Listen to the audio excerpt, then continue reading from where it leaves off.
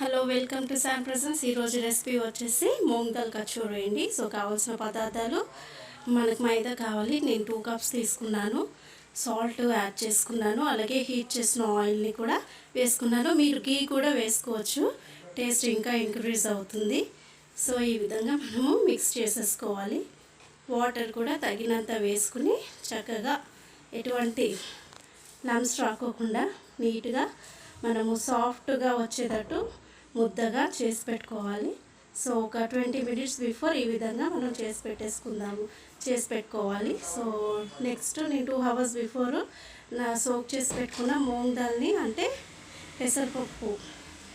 పెసరపప్పుని నేను ఇప్పుడు స్టఫ్ కింద రెడీ చేయబోతున్నాను. సో ఒక చిన్ని క్యారెట్ తీసుకున్నానండి, చోప్ చేసి పెట్టేసుకున్నాను. సో అలాగే కరివేపత్తే, కొరియాండర్ లీవ్స్ ఇవన్నీ కూడా చోప్ చేసి పెట్టుకున్నాను. అలాగే 5 to 6 వరకు గ్రీన్ చిల్లీ కూడా చోప్ చేసి పెట్టుకున్నాను.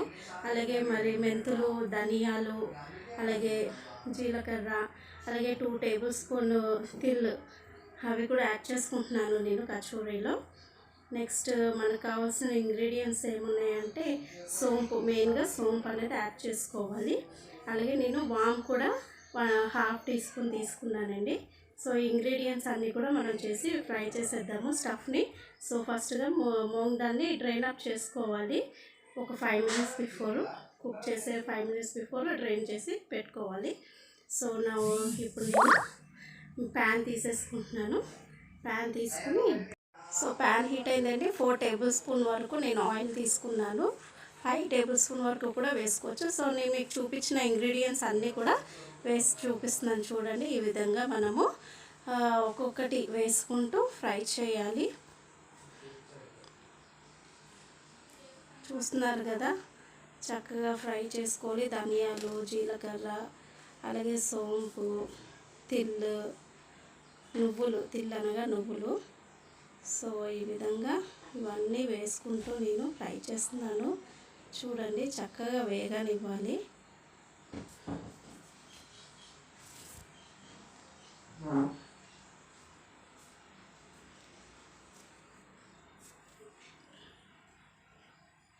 నెక్స్ట్గా నేను కరివేపత్తే యాడ్ చేసుకుంటున్నాను. ఇవన్నీ కూడా రోస్ట్ అవుతుండగా ఫెనిగ్రీ అంటే మెంతుల్ని కూడా యాడ్ చేసుకున్నాను. ఇవన్నీ కూడా చక్కగా ఫ్రై అవుతుంటే నేను చోప్ చేసి పెట్టుకున్న క్యారెట్ పీసెస్ కూడా యాడ్ చేసేసుకుంటున్నాను. సో అలాగే మనము 1/2 టీ స్పూన్ వరకు ginger and garlic paste use చేసుకోవాలి, లేదా చోప్ చేసుకున్న గార్లిక్ నన్నా వేసుకోవచ్చు. నేనైతే జింజర్ అండ్ గార్లిక్ పేస్ట్ వేసుకున్నానండి. సో ఈ విధంగా మనం ఫ్రై చేసుకుంటూ హల్దీ పౌడర్ని కూడా 1/2 టేబుల్ స్పూన్ యాడ్ చేసుకున్నాను. నెక్స్ట్ మనకు మెయిన్గా శనగపిండి అవసరమండి. సో 4 టేబుల్ స్పూన్ వరకు నేను శనగపిండిని ఈ విధంగా నేను ఫ్రై చేసుకుంటున్నాను. మనకి తాలింపులో ఈ విధంగా వేసుకుని ఫ్రై చేసుకున్నాక 1 టేబుల్ స్పూన్ మిర్చి పౌడర్ యాడ్ చేసుకోవాలి. అలాగే 1/2 టేబుల్ స్పూన్ వరకు తగినంత సాల్ట్ వేసుకోవాలి. అలాగే ధనియా పౌడర్ వచ్చేసి నేను 1 టేబుల్ స్పూన్ తీసుకున్నానండి. అలాగే జీరా అండ్ మెంతుల పౌడర్ని కూడా నేను యాడ్ చేసుకుని ఈ విధంగా మిక్స్ చేసుకుంటున్నాను. చూస్తున్నారు కదా. దెన్ నెక్స్ట్గా ఫైనల్గా మనం మసాలా కూడా యాడ్ చేసుకోవాలండి. గరం మసాలా, అలాగే చాట్ మసాలా కూడా యాడ్ చేసుకున్నాను. సో ఫైనల్గా మూంగ్ దాల్ని మనం నానబెట్టుకుని డ్రైన్ అప్ చేసుకున్నాం కదా, ఆ పప్పులన్నీ వేసుకుని చక్కగా మిక్స్ చేసుకోవాలి. ఈ విధంగా ఉడకనివ్వాలి, కుక్ అవనివ్వాలి. 5 మినిట్స్ వరకు కూడా కుక్ అవనివ్వాలి. మరి మనం ఫైనల్గా ఇంకా టేస్ట్ పెరగాలి కాబట్టి మనము నిమ్మకాయని కూడా పిండుకోవాలి. ఒక 1 బద్ద వరకు పీస్ ఆఫ్ లెమన్ కూడా జ్యూస్ యాడ్ చేసుకుంటే ఇంకా మన స్టఫ్ అనేది టేస్ట్ ఇంక్రీజ్ అవుతుంది.